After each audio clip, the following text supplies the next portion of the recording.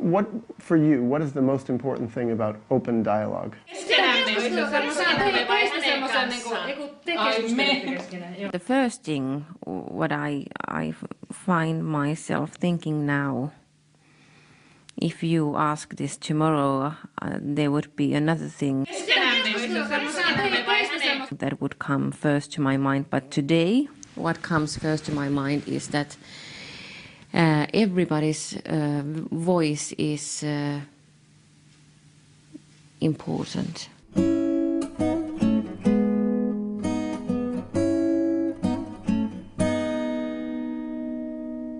I decided to travel to the north of Finland to visit the land of open dialogue, the place that is getting the best results in the world for the treatment of psychosis. Wow, what's the most important? It's how we work here. Co-research of problems or dilemmas or traumas. They get better results than anywhere in the United States, and I was curious how they did their work. I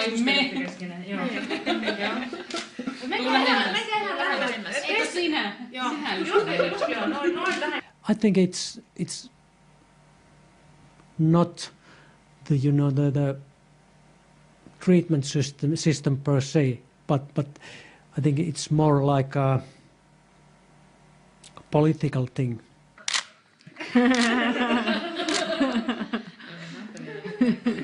I want to see you.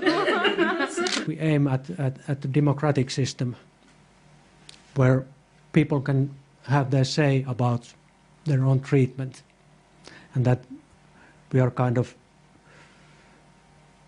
try to be on the same level with people and being equal with them.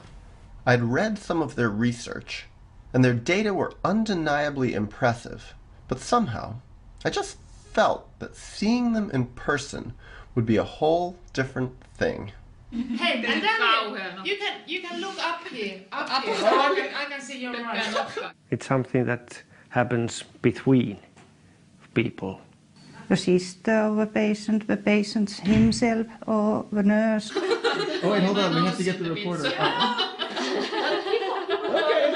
To bring their understandings, bring their skills and knowledges. We are not professionals who had to know everything right away, you know. Right. We don't go there like a specialist and after 1 hour we tell family what's wrong with you. It's a kind of two-way connecting. It's not me treating somebody, but it's something I risk myself when I enter into a conversation. Who are they? What are they like? Is their fame justified? But perhaps most importantly to me, how would they feel about me, a foreigner, an American, a psychotherapist myself, filming them? Okay. No, don't look at the camera. Look at them and say, you can talk to them. Okay. This is open dialogue, right? Yeah. This is real open. This is the real thing. We have the idea of hearing people and creating something together based on that.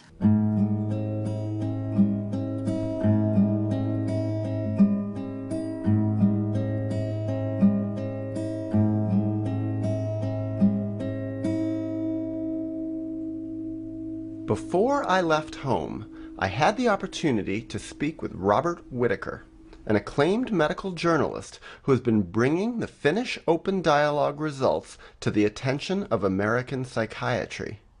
It was he who made it clear to me that their outcomes for psychosis were not coincidental, rather that they resulted from a well-designed and well-researched program. So when I go to Western Lapland in Finland, what do you think my mission should be? Well, first of all, I think it's just a chance to observe. There's so many different people involved in the Finnish story. So you have an entire therapy clinic here, but just one room. Yes, and that's why we don't have room to meet patients here, and we don't want to meet patients here because this is hospital. Yeah. We don't want to say to people who have crisis that, oh, welcome to mental hospital so we can talk here. It was an interesting thing because when I first came here, I was thinking, I think they work very well with the mental health system. And they're even integrated into the mental health system. But I kept waiting to find out where is the mental health system. Okay. Do you understand? Yeah. Yeah. And then what I realized Yeah. is It's this. this is the mental health system. Yeah. Yeah. Yeah. And I thought, that's actually fascinating. Uh-oh. Uh-oh. Somebody's calling. When someone calls, when someone needs help, we try to arrange help for him or her right away. I don't say to a phone that maybe we can meet after 2 weeks and then we have time. I think I have to find some. But you have to. Uh-oh, you're attached.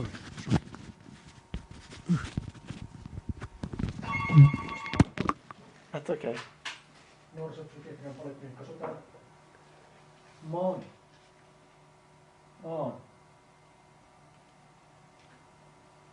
I'll turn off the camera.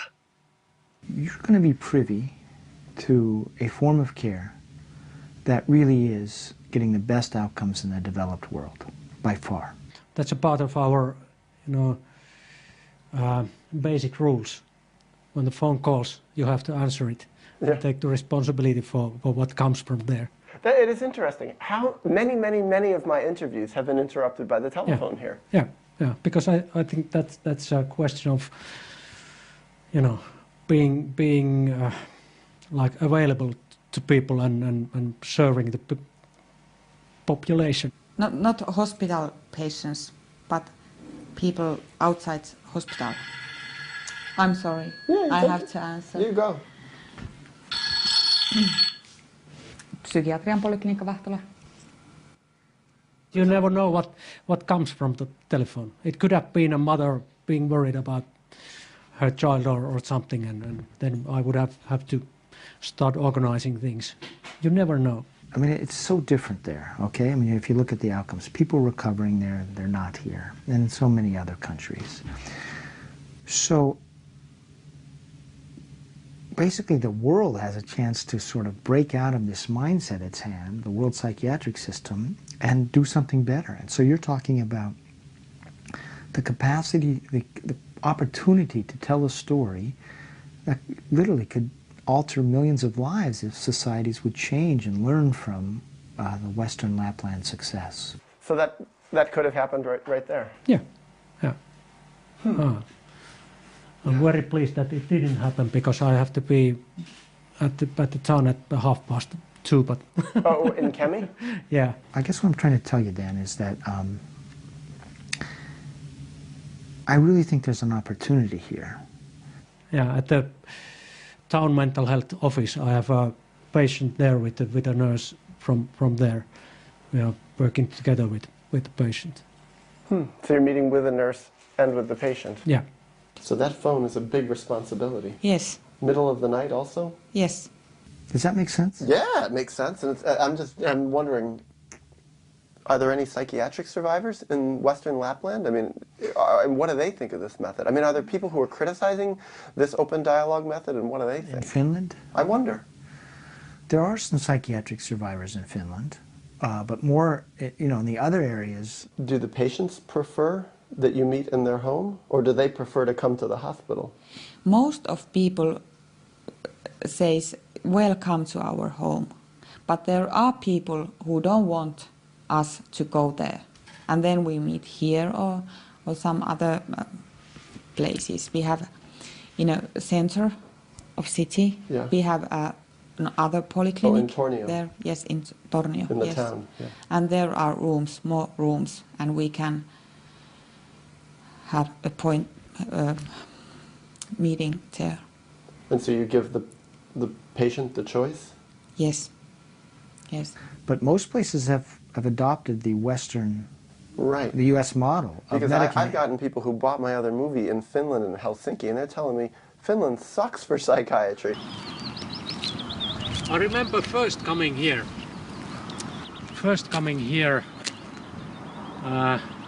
It must have been 1965 or something. You came here in 1965. Yeah. What, so you were 10 years old? Yeah. But that's Helsinki. That's not Western Lapland. So it's like they were like, yeah, my brother or I or, my child were locked up in a hospital and injected with the same drugs that we're using over here. Yeah. Actually, outcomes for schizophrenia as a whole in Finland are very poor. And that actually sort of shows that it's not just the culture. People say, Finland, they do think it's a much different society. Well, there are outcomes where they have adopted the medical model. And by the way, Finnish doctors are being bought off by by pharma companies too. Their outcomes suck. Right. I was singing in a boy choir. For the patients in the hospital? Yeah. We made a trip here and had a small concert here. And I remember being quite, not shocked, but surprised that there would be also these kind of places in the world. I mean, one of the interesting things here is, this is known as a valley in Finland, this Western Lapland, that actually has a lot of medical problems, okay? And it may have everything to do with the temperature, the light, maybe changing economic opportunities. So it's actually a society that's been under a lot of stress for a long time. So you came here, was it very different from what it's like now? Yeah, very different. It was very worn out hospital and very in a bad shape in many ways and just chronic patients and smelling bad and everything. So it was a scary experience. Yeah. So for them to, sort of reverse this one part of psychotic outcomes, it's not coming as the society as a whole is having this great easy life. They're doing it in spite of all those difficulties. I remember it quite vividly. Really? Coming here with Right the here? bus. Right here, yeah. Strange. Yeah. Singing in the lobby there, inside the doors.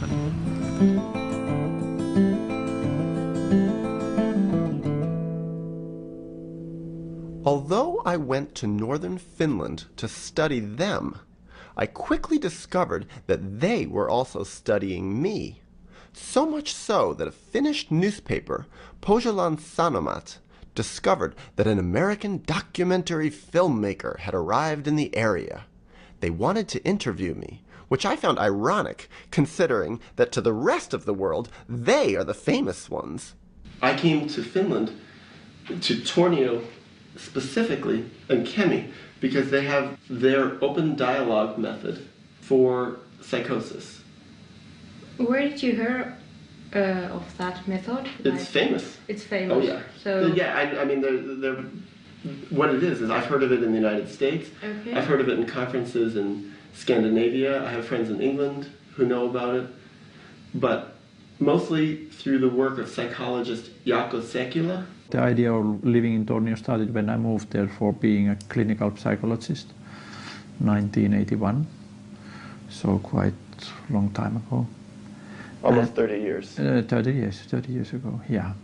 And we were a small group of people, and we all had an interest that we want to have a family to become involved in the treatment of severe mental health problems. He's a professor at the university in Jyväskylä. Mm-hmm. So before I came here, I interviewed him. And I'd met him at several different times in different countries. I remember some meetings that were not for help for the people, and in which we actually acted quite stupidly. Yeah, early on. Early on, yeah. So you made mistakes early on? Yeah, we made mistakes. Like what? His research showed that for treating people with psychosis, they get the best results statistically in the world. We still thought of the treatment that we are the therapist. We have to make plan, we have to have some aims, and we use, for instance, these open meetings as an intervention to have change within the family. So I was a psychotherapist in New York City for 10 years. What happened was that we didn't realize in the beginning, but while we opened up the door for the family and for the client to be there, for the patient to be there from the very beginning. It's the case that they really take a very decisive and active role in the process. The patient does? Yeah, and the family does. They affect from the very beginning how to do, what to go on, what are their needs, and we still try to think that we are the healers, we have the intervention, we have to do that. Part of my special interest is showing that people diagnosed with schizophrenia and psychosis can recover fully without medication. Okay. So the confusion was that you thought you were the experts, the healers, the one who have to make the decisions. Yeah.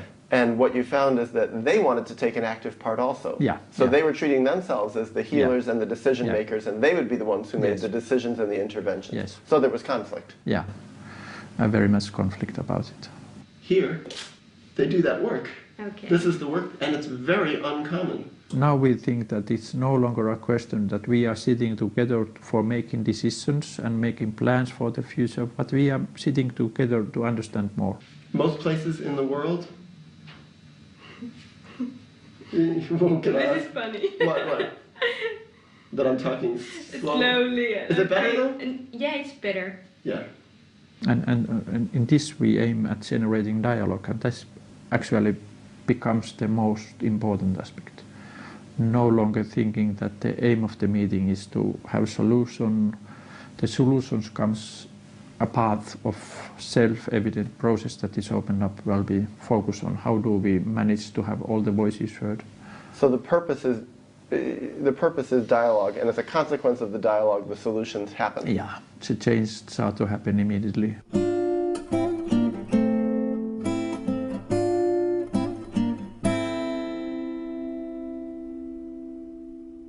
The open dialogue approach is based on several fundamental principles.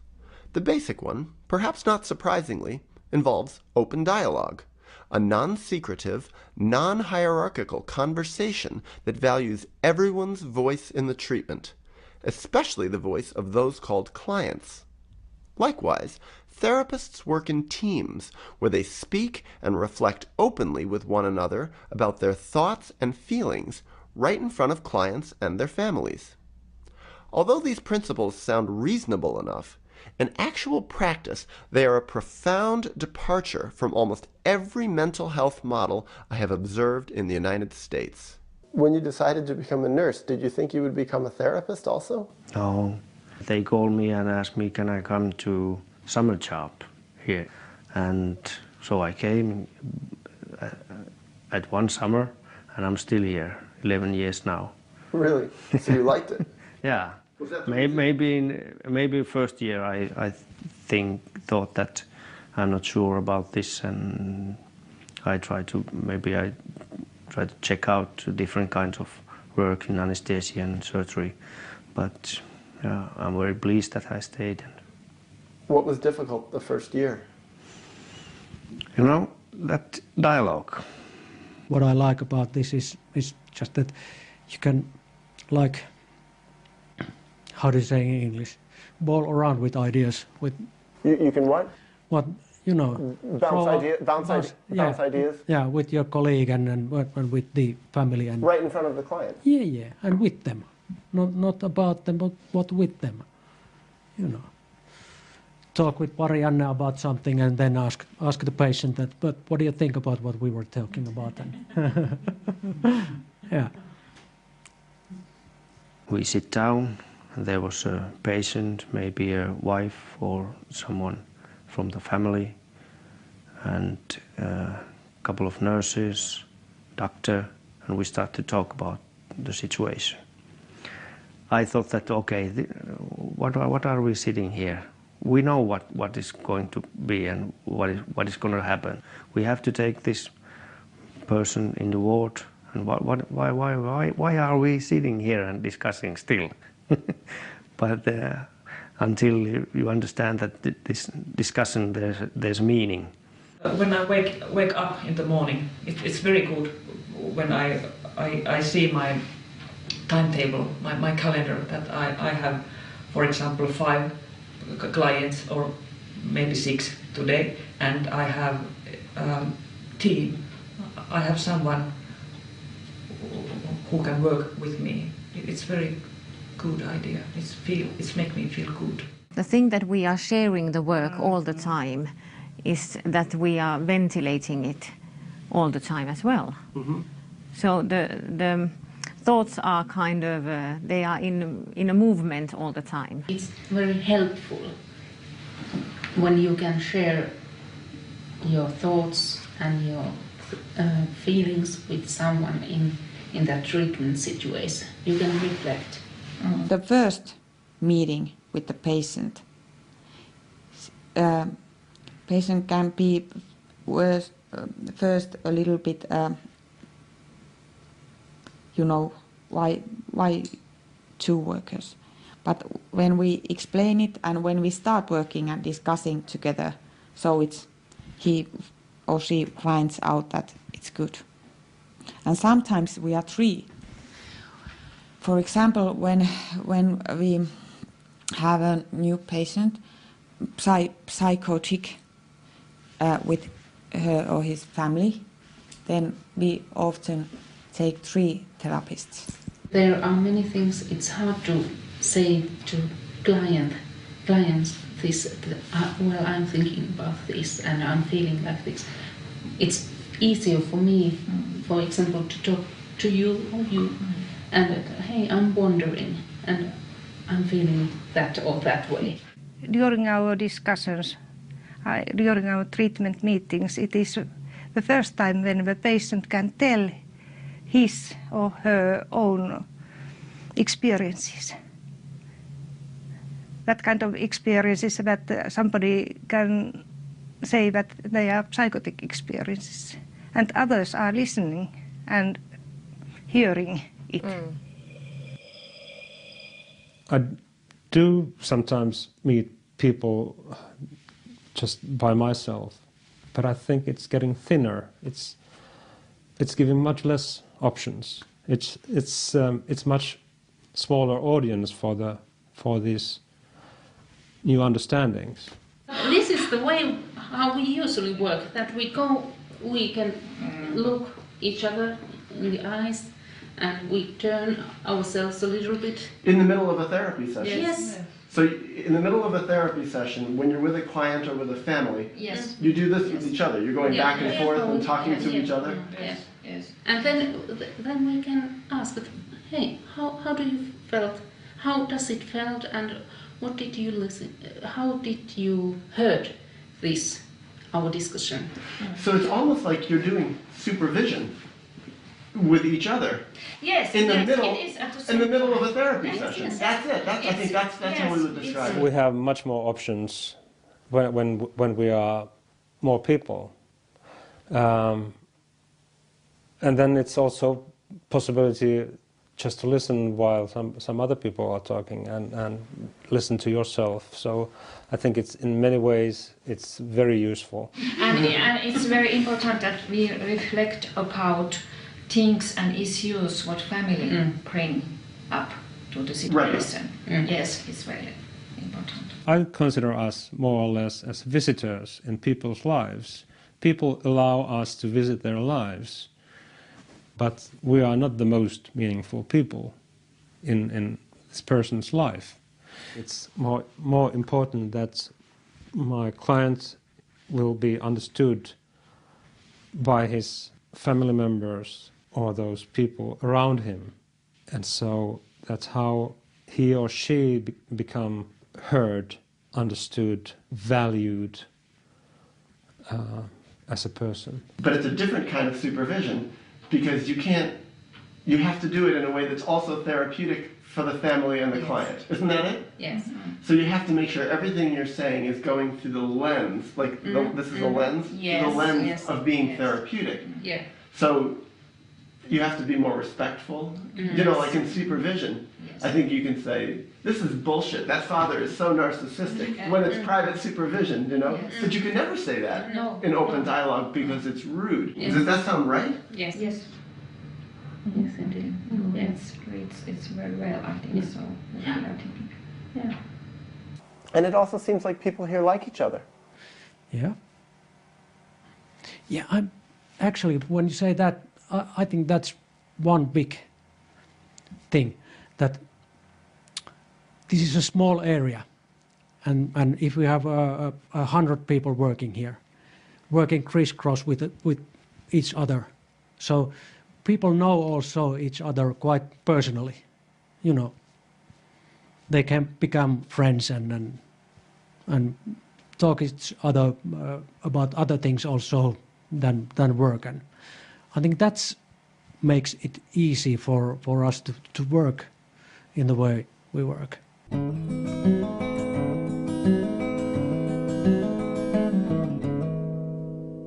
I ended up spending 2 weeks in northern Finland and became friendly with many of their clinicians. While talking off camera, I learned that several, to my surprise, had little experience working in a non-open dialogue system, to the degree that many appeared to underestimate the international significance of what they were doing. So your whole professional experience has been in this open dialogue system? Yes, but I have a experience on a meeting in a different area. A conference? No, like a patient that has gone to a different precinct. Yeah. And a different area, outside of your regular work area? Yeah. And because we are outpatient clinic, that we treated him at home, but when he goes to another place, he goes to hospital, and we go to meeting there to try. So you went there? Yeah. How was that?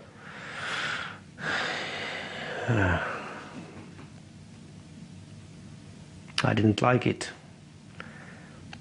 What was it like? There was a nurse and a doctor from that hospital, and us 2 nurses and a patient. And so the 2 nurses from your system here? Yeah. And we discussed with the patient and the nurses. We reflect. Oh, you did open things. Dialogue? Yeah, and try to speak openly on what we have done and what we think of situation and so on. But during the meeting, the doctor just listened, and when he had heard enough, she said, "Okay, thank you, I've heard enough," and goes away. Didn't say anything? No. So didn't do open dialogue? Maybe a couple of questions, but she doesn't participate on the dialogue. Was that strange for you? Yeah. And I said, "Okay, you go." And you talked about this with the other nurse from your system here? Yeah. We thought, when we talked afterwards, that with another nurse, that when the doctor goes away and said that, okay, that's enough for him, and left, I felt that, and she felt that what we were there about.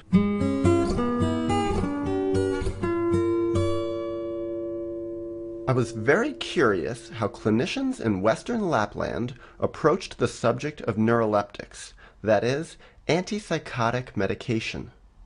From what I have observed and studied, the use or non-use of neuroleptics is probably the most important factor correlated with recovery from psychosis. But before the essentials of the Finns' relationship to medication came to light, I found it important to explore some background, not just on neuroleptics, but on the Finns' conception of the very meaning of psychosis. So most places? Most places in the world, when they have a person with psychosis, they put them on very heavy medication immediately. Is that like all over the world or just in the western part? It's definitely in the western part of the world, but it's shifting to all over the world. And there is research showing that people with psychosis do better in third world countries. What they did is they compared schizophrenia outcomes in poor countries of the world, specifically India, Nigeria, and Colombia, to rich countries, US and other European countries, quote, the developed countries. Developing versus developed. Now, in each study, they found that outcomes at the end of 2 and 5 years, one was a 2-year, one was a 5-year study, were much, much better in the poor countries of the world, especially in India and Nigeria, by the way. Okay? And it was so dramatic, they said that living in a developed country is, quote, a strong predictor that you'll never fully recover from a psychotic or schizophrenic break. All of us could have psychotic problems. It's an answer to a very difficult life situation. And when I face with a situation which is very stressful for me, so I can start to hear voices, for instance. And what happens in those voices or those experiences that I have, they can include something that previously has happened in my life. We have to listen. We really have to listen and let them talk what has happened. And we can't know. Maybe some stories are so crazy. Maybe crazy. What is the right word? We have to ask more about hallucination, and we have to ask more and try to understand what has happened. We don't say that you can't speak about hallucinations. We have no right to say that that is impossible, because we really don't know. Yeah. It's not only that we are talking that we have an open dialogue system, but we dialogue have to really be open. So one of the things they hypothesized, the WHO researchers, is, well, maybe what the difference is that people in the poor countries are better at taking their antipsychotic medications.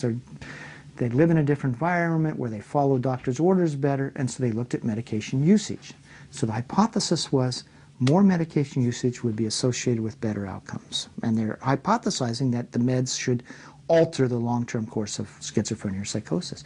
It's a valid hypothesis. That's what you'd expect drugs to do, if you're going to find them useful, is to alter the course. But what they find? They found that in the poor countries of the world, only 16% of the people were regularly maintained on antipsychotic medications. Whereas, of course, that's the standard of care in the developed countries. So here in this study, we found good long-term outcomes, much higher recovery rates associated with not maintaining people on medications. Very seldom, very seldom I've been prescribing antipsychotic medicine. And usually... What is the reason for so seldom prescribing it? Well, I don't actually... I think I prescribe very seldom any medication. So that's one point.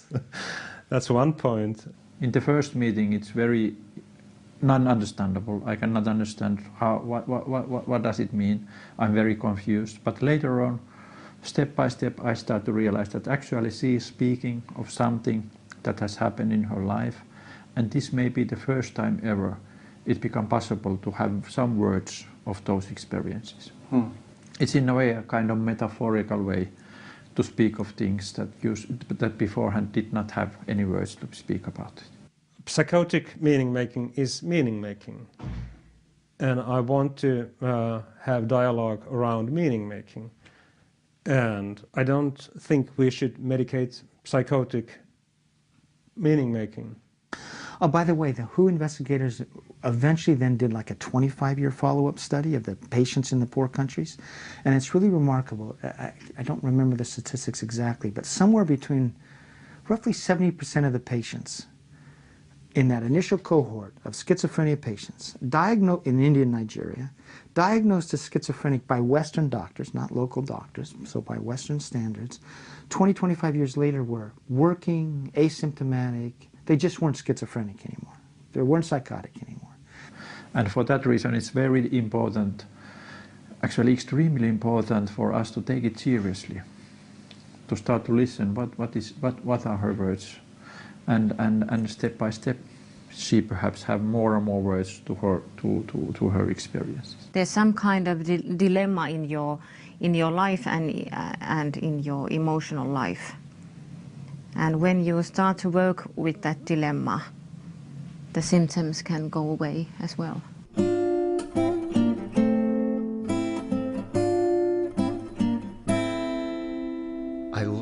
during my time in Western Lapland that open dialogue practitioners view the concept of psychosis very differently from how most people view it in the United States.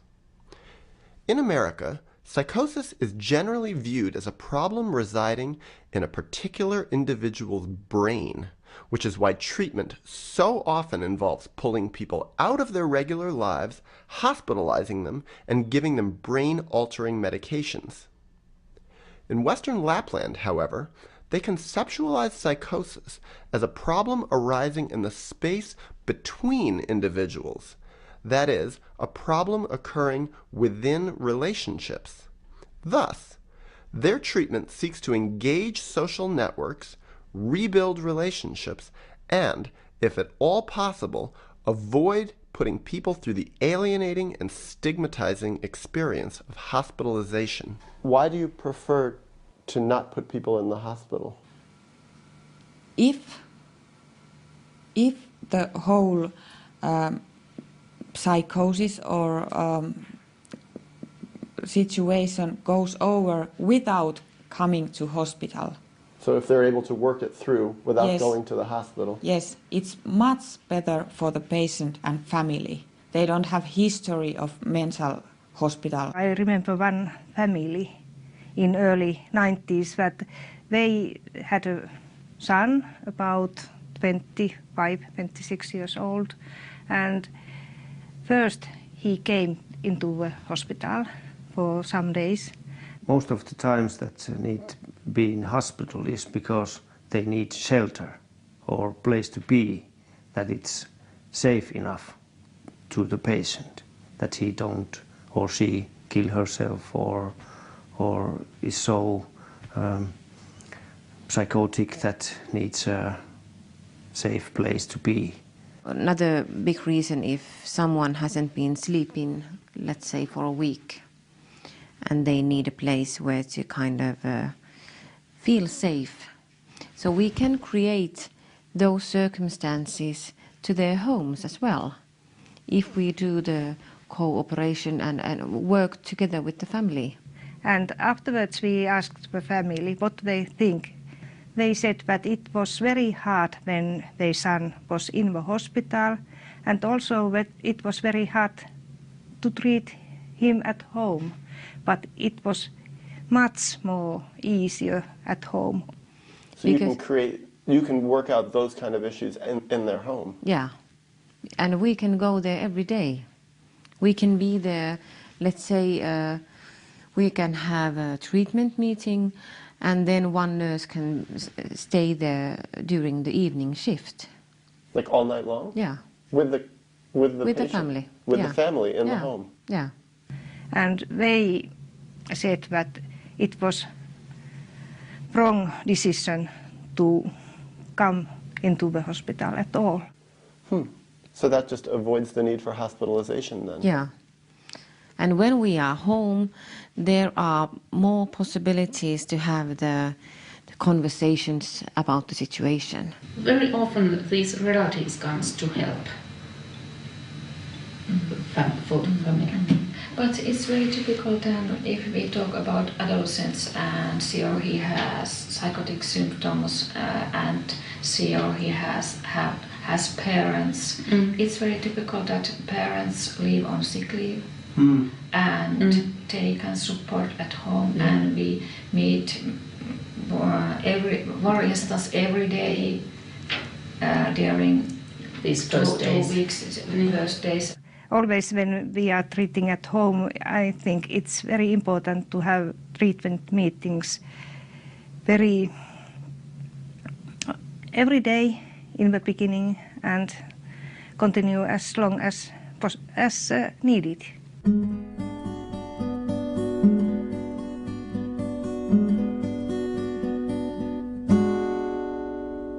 Although I would ideally prefer a mental health system for psychosis that avoids neuroleptics entirely, the Finnish open dialogue clinicians employ a selective use of medication model that comes closer to my ideal than any major program I've seen in the United States. For that reason, I found their point of view riveting and in many cases based on such common sense that I wondered why it wasn't being utilized more widely in the Western world. Now I ask about your documentary. When it comes out, what it is?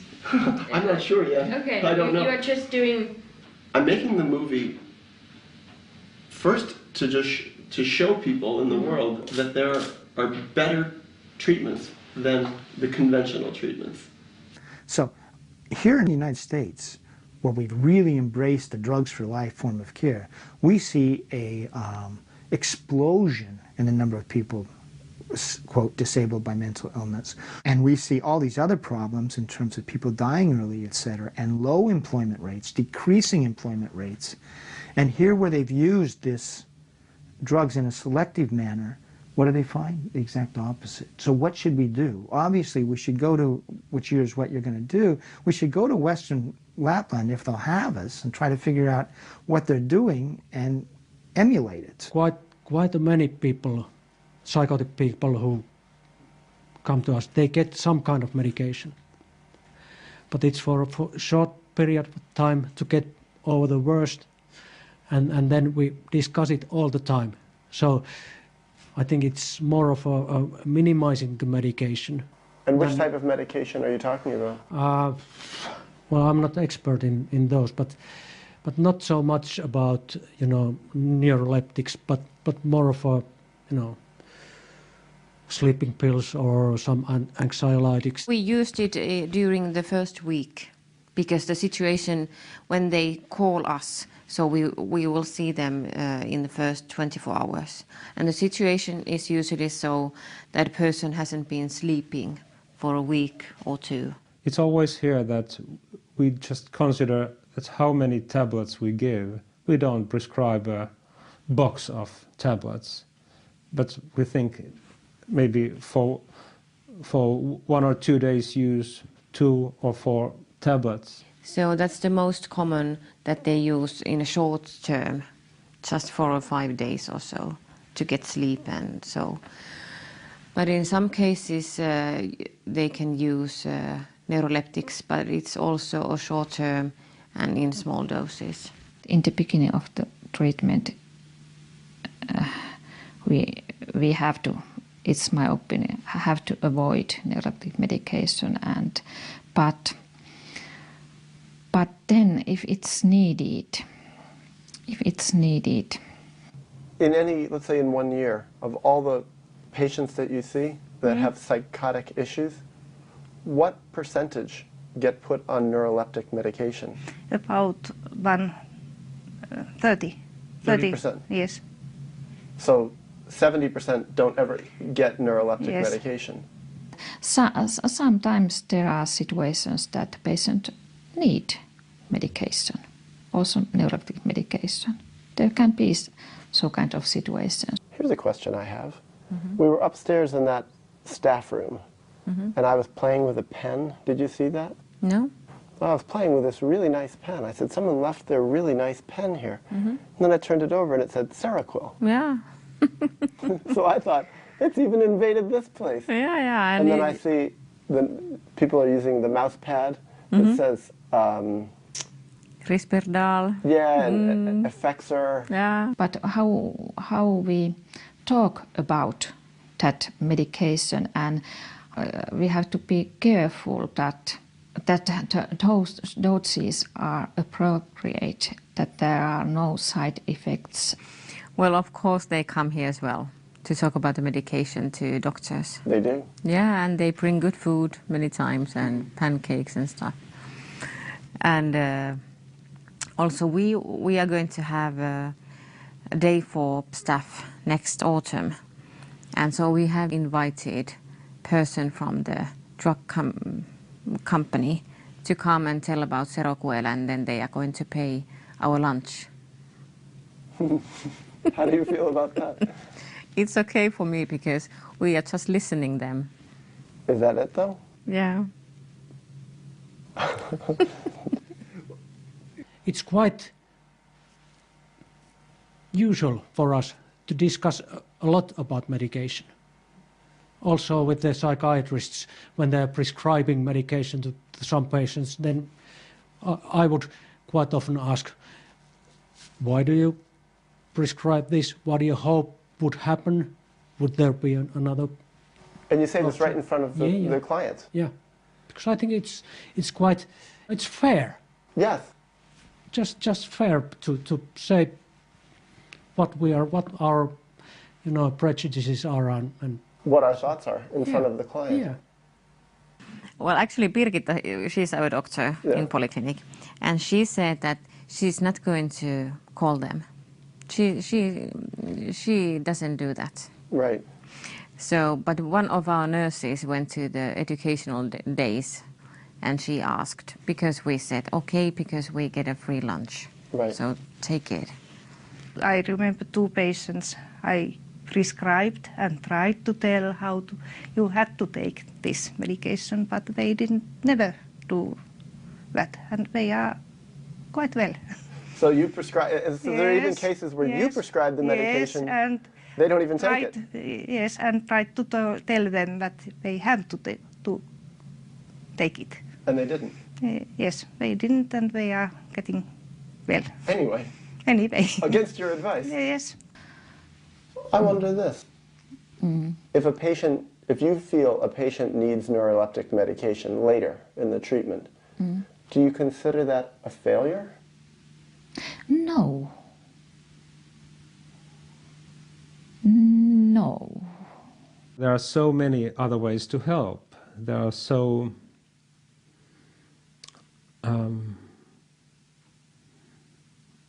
useful ways which have, I think,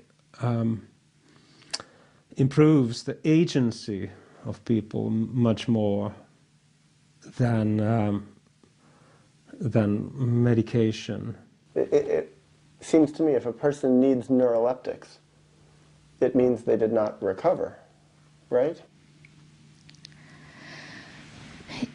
Yes, but I have also so kind of experiences that the patient have got neuroleptic medication later, but she or he needed it some months, 1-2 years, only a small dose, and after that she didn't need it. I could bring up the idea as an option, as something we could have dialogue around. Think about possible advantages, possible disadvantage, possible effects, possible side effects. But if I find a lot of other ways to work there, so I don't even have to bring this option there. And usually when we work, there are so many options that we don't get into this point of thinking about medication. If the patient have medication, we don't enter treatment. And you don't end the treatment? No, because we continue treatment so far as they use medication, for instance, neuroleptic. With the purpose of helping them stop the medication? Or I don't understand. Yes, helping stop. Yes. It's not either or, it's either medication or not medication, but it's thought to be one part of the treatment if needed. And if needed. So it's such a complicated thing. Yeah. Who decides what's needed, you know? Jointly, in the joint meeting, it should be decided in the joint meetings. And do you ever have different staff members with different opinions? Absolutely, yeah, and that's advisable that if staff members have different opinions, that they could be openly spoken about, so that one staff members could have an idea, perhaps the antipsychotic medication is not needed here, and perhaps the other person have an idea, perhaps the medication would be good, and it's very important to have an open discussion about it.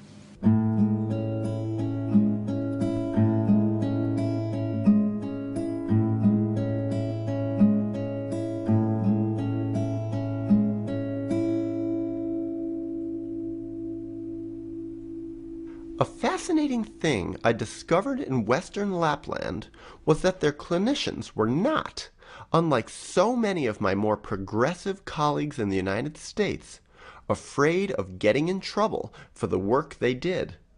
This, I realized, was because the Finns were not working in a mental health system that constantly suggested they were breaking the standards of care and causing harm to their clients.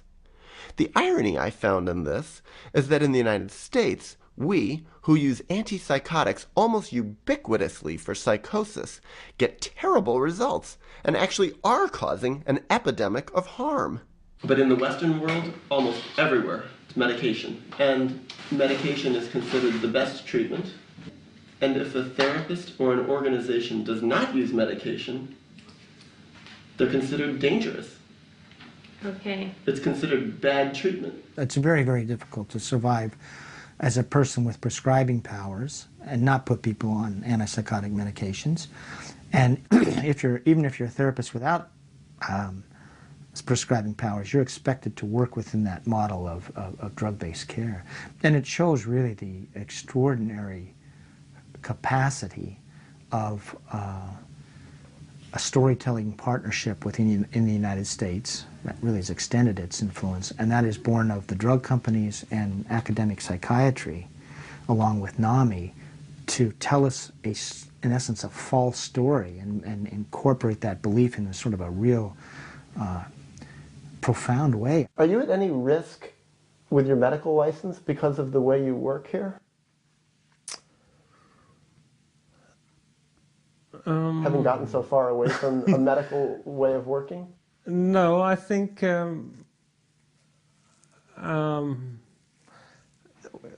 no. Let me ask you this. Do you take a lot of risk by not putting people on neuroleptics right away? What do you mean by taking risks? Could you lose your license? If I don't do what? If I don't tell people that I think that there should be medication? Yeah. Of course not. Where did you come there? What's that idea? What, that you could lose your license? Yeah. Oh, I dealt with that every day. If I was working in different contexts, it would be quite difficult. But over here, where the whole personnel... the whole personnel? The whole staff? Whole staff, yes. Yeah. They are very well trained. Most of the people have family therapy trainings. The whole supply of services is based on these ways of working. So you're not at risk here? No, not at all. No. Really? Because me You couldn't get in trouble? No, so me as a nurse, so I will... What about Birgitta? Couldn't she get in trouble for what she does? No. Why? Because she can... everything is based on the results of treatments. So everybody here knows that you don't need a neuroleptic in the beginning to heal people's situations.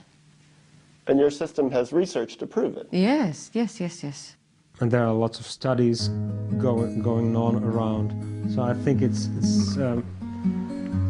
giving a lot of solid ground for the work.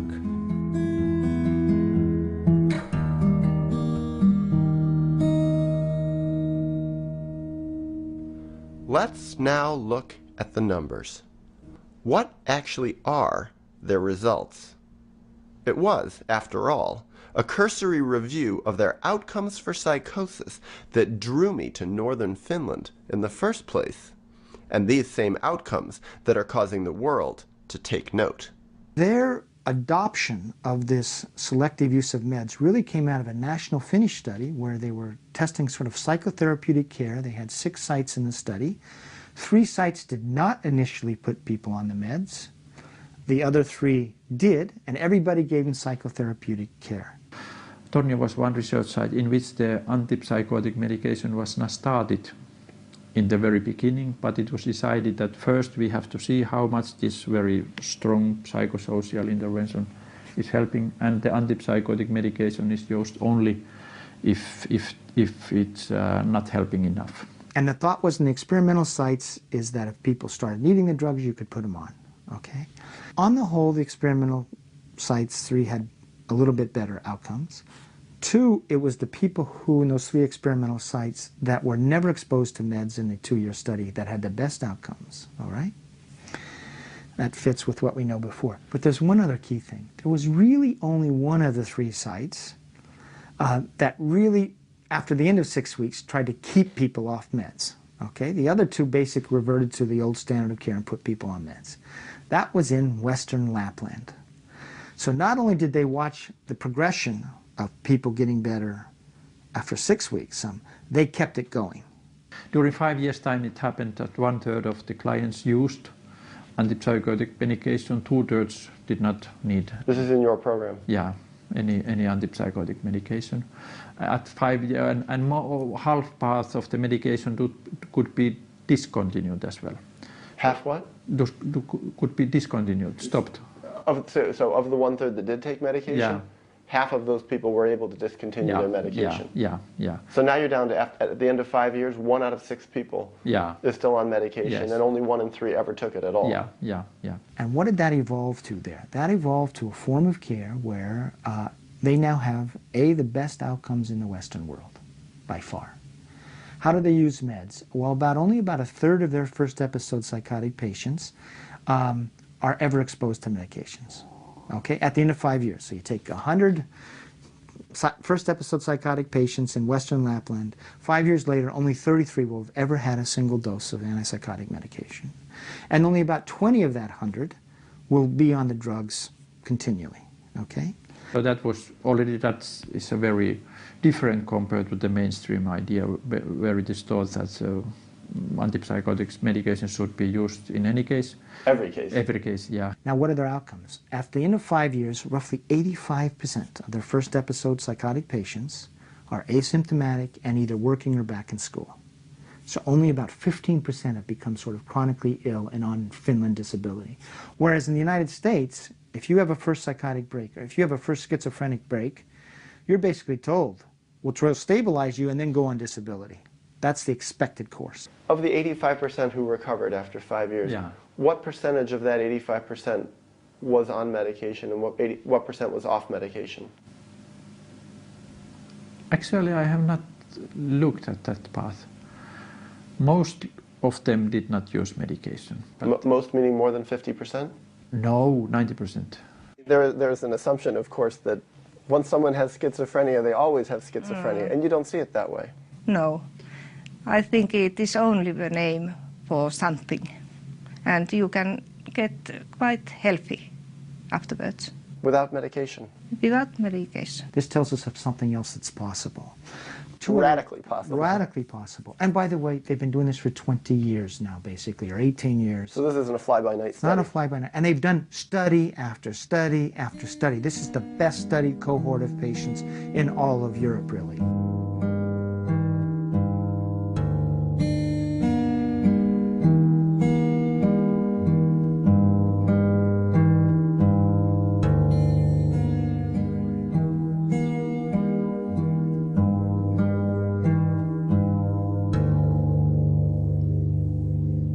We study our own work, study quite carefully what we are doing and what works and what doesn't work. I don't see these as very radical ideas. I don't know, maybe somebody would see these as radical ideas. But from my perspective, it's not very radical ideas. And it's very important that we believe, I believe in that the situation can change. So you do see people with psychosis recover here, get well without medication? Yeah. Not easily get better, but getting better. What makes you believe?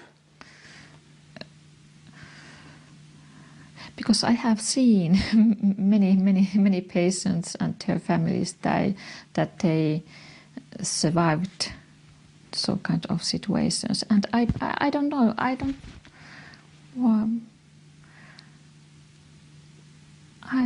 believe. I have seen that you can recover from the psychosis without heavy medications and without hospitalization. So that's just the way that I think. So you believe that people can recover? Yeah, not only believe. I think it's true. I've seen it.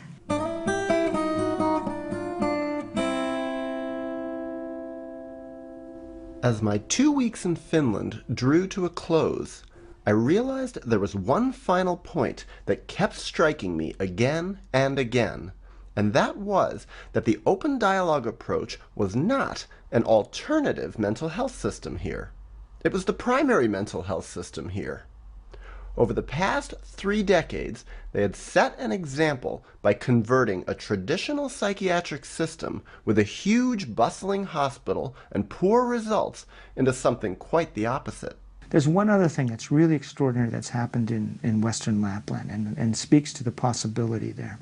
But not many people like your kind of people come here and do this kind of job. So I think this is very interesting for us too, to know how interested someone is about this. Yeah. Because for us, I think Finns they are never proud of anything. Like. In the 70s and all, 60s, 70s, probably I think and even into the 80s, this area of Finland had one of the highest incidences of schizophrenia in all of Europe. So Finns are never proud of what? Anything, like they're very modest. Nokia?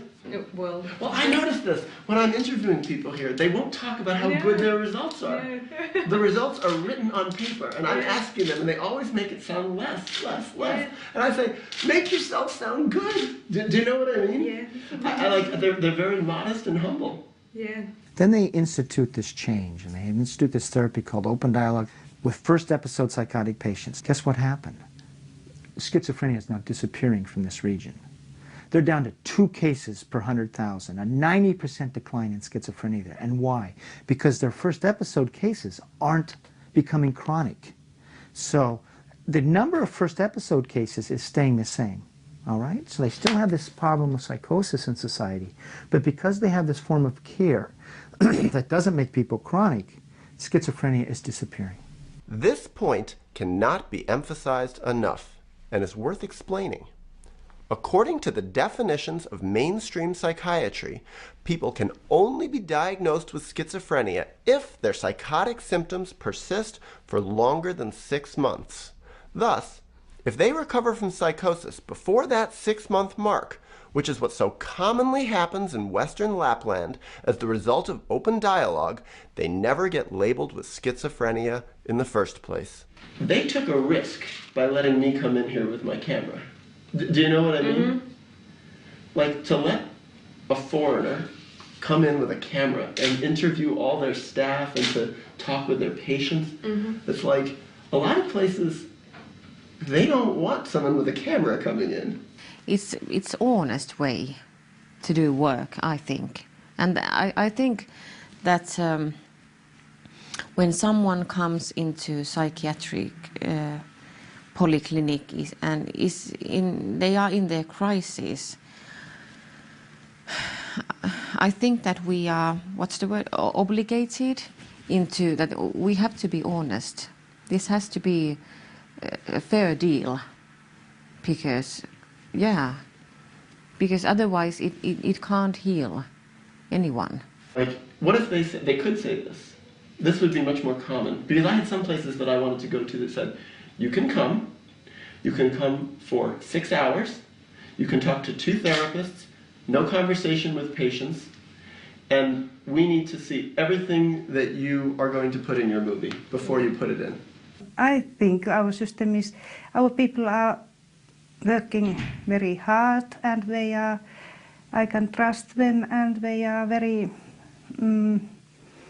reliable and responsible and that kind, and very good trained people. They know what they are doing. And you know what also, this was very interesting. I didn't know if they would let me come here, because I'm a stranger, I'm a foreigner, they don't know me very well. So I was emailing with Jaakko Sekula. And I said to him, well, don't worry, I'll be very nice, and I will ask respectful questions, and I won't make your program look bad. He said, no. He says, you go in there. He says, you ask whatever you want. And he says, you don't try to make us look good. He says, you make it real. You make it honest. Do you understand that? And I said, this is really interesting.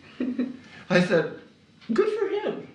He's got courage. Here's something that I think people might criticize open dialogue for. They say, but having so many different therapists there must be very expensive.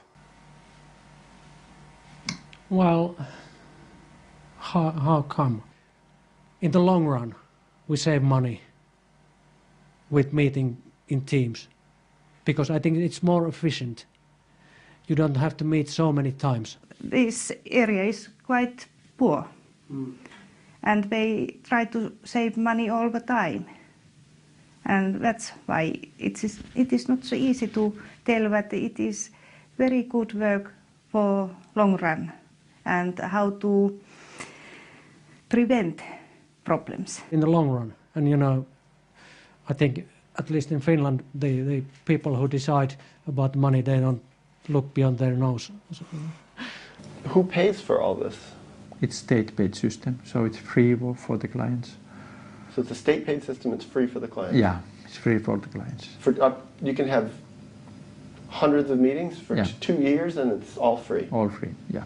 When we are working in a team and meet people with their, you know, wives, husbands, families, then we don't have to meet them so many times for some reason.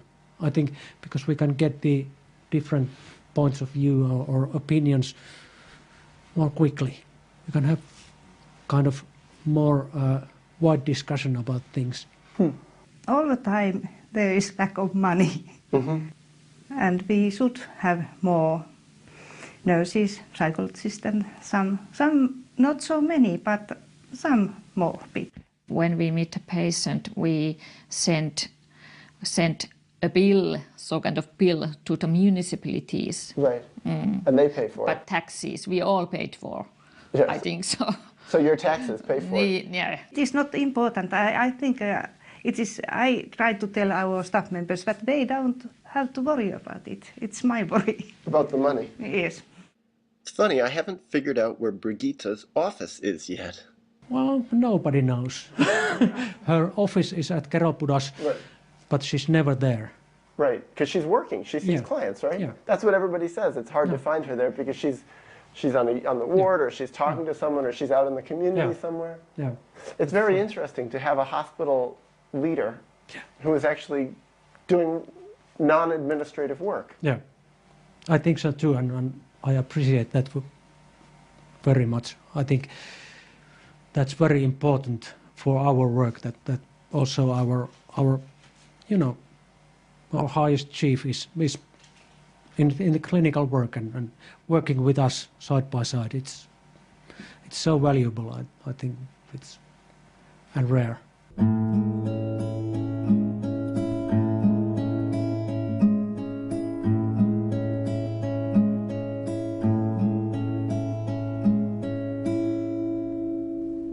Before I ended, I wanted to hear people's final reflections on open dialogue.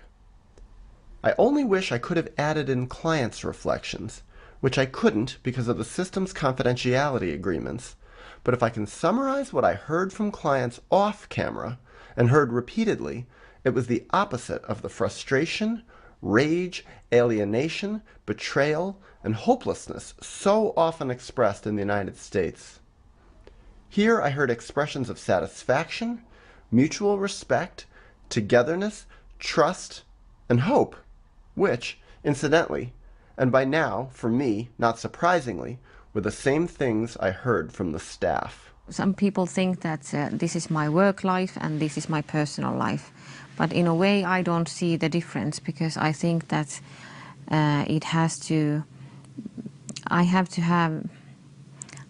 I need to be with those same values in both places, at home and at work as well.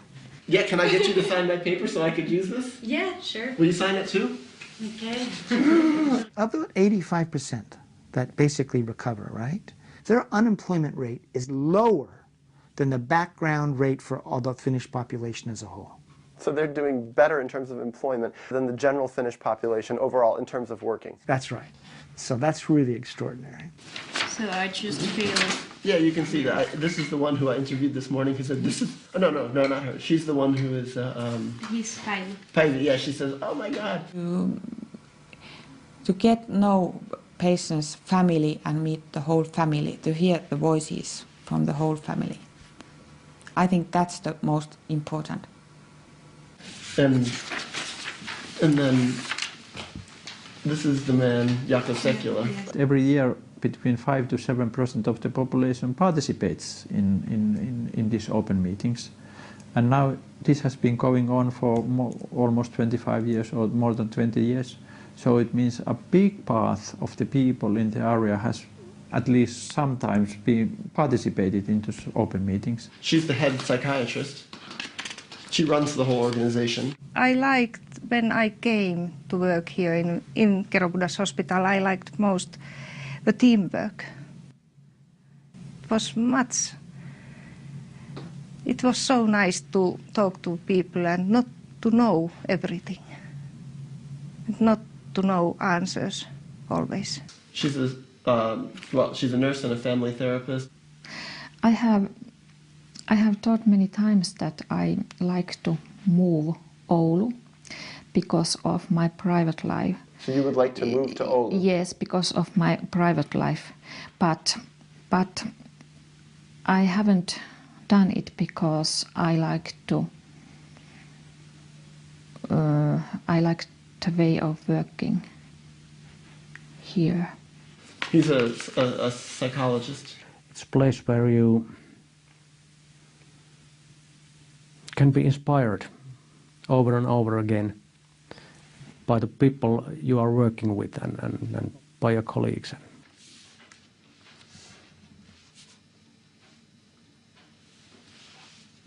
And now you're a part of it too.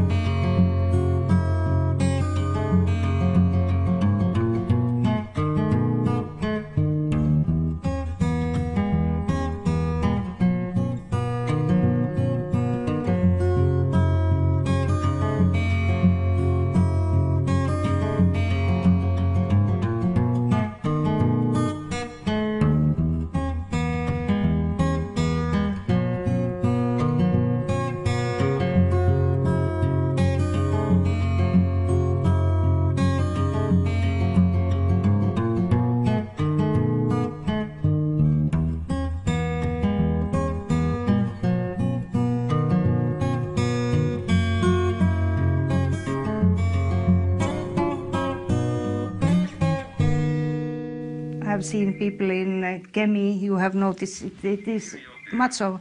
Oh, sorry. Can I ask? You want me to turn this off? Yes.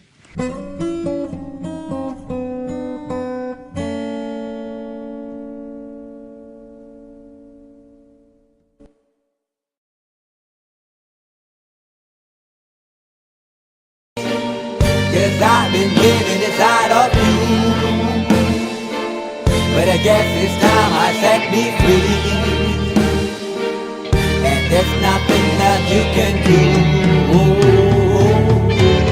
I hope you can see. I can't seem to keep people around me, cause I'm scared that they might know the truth all about me. Then they might doubt me, there's no other route. I wanted to shout, but it's too late now cause I'm drowning. Got two-faced like I'm a clown, man. Life is too great, no, it's astounding. I'm in good shape, ma, but you know that I'm drowning like a cup in a cage. I can't cope with this hopelessness, though I try to be open and go with it. But I'm soaking in the pain like a wind never stop flowing in. As I'm floating in a glowing river through a golden gate, trying to motivate. Yeah, I do my fucking best, but there's two voices in my head, I just can't. I just fucking can't. I've been living inside of you. But I guess it's time I set me free, and there's nothing that you can do. I know you can see me, 'cause I've been living inside of you. But I guess it's time I set me free, and there's nothing that you can do.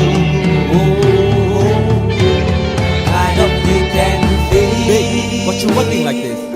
You be fine, trust me, just in time we get along. No, leave me alone. Why, yes, can you see that you are alone, big? We're now sitting in our own throne, big. We need nobody, can you see it through? But it's not you who I should be listening to. Guess what, big? Nobody fucking needed you. No, and nobody fucking needed me. Yeah, they never needed us. Like when they nailed Jesus up, there's no fucking heaven, then they don't believe in us. But they my friend, I'm the only one that you can trust. Yeah, god damn it, you an idiot. Go online, be a slave for the media. And you forgot what your father said. Are you serious? Look at yourself, big. You fucking idiot. Cause I've been living inside of you. But I guess this time I set me free. Oh, I love this. There's nothing that you can do. But the guy is always I see. I know you can see. Can you see me? There's no one else. Cause I've been living inside of you. You have to accept it. But I guess this time I set me free. And there's nothing that you can do.